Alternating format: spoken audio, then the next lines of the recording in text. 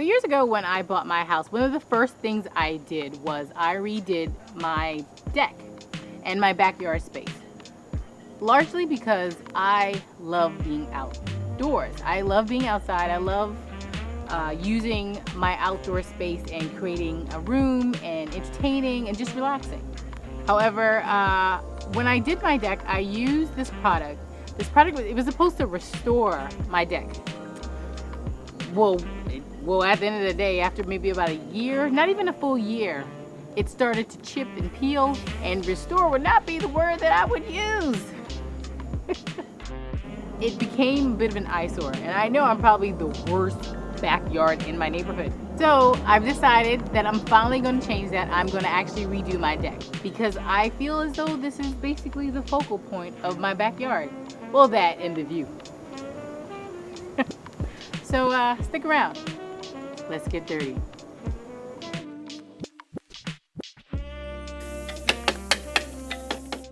So I started out by removing the deck railings, and for this part I had the help of a contractor friend who graciously offered to give me 2 days to help out with some of the heavy lifting.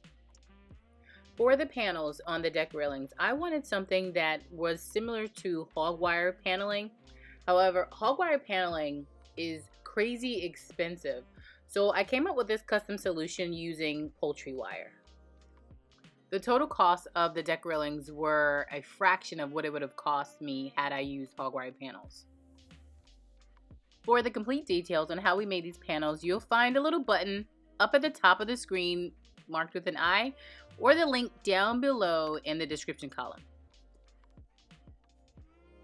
We worked all day despite the rain. The boards on the step had some dry rot, so we just replaced those boards. I made a couple of changes to the deck. I added a second exit. With the railings complete, I cleaned off the deck and started to scrub it down and pressure wash it. Initially, I thought that I could try and remove some of the stain that was there, or most of it, but I tried and I tried and I tried again, and it was not budging. So I just finished pressure washing the entire deck, repaired any holes with exterior Bondo, sanded it down. So for the floors, I decided to use Makeover by Behr in the color Atlantic. I wanted the color to be something rich and deep, and this is a solid color, so that way it hides any blemishes. And I got a little help from my friend with the painting for a payback for helping him with his patio makeover.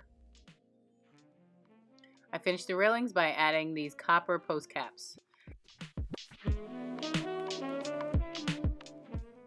And remember, I added an extra entry or exit point on the deck. I needed to add a step for that entry point, so I built a step in the same manner as the previous step that's on the other side. I'll have step-by-step instructions on how I built that step in a later video. I applied a transparent waterproofing stain to the railings, and my deck was done. All I needed was to add things. So I wanted to create a little seating area.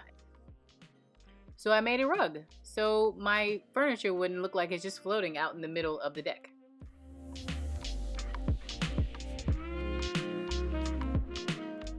And with the reintroduction of all of my things, well, let's just say, I wish I would have done this a lot sooner.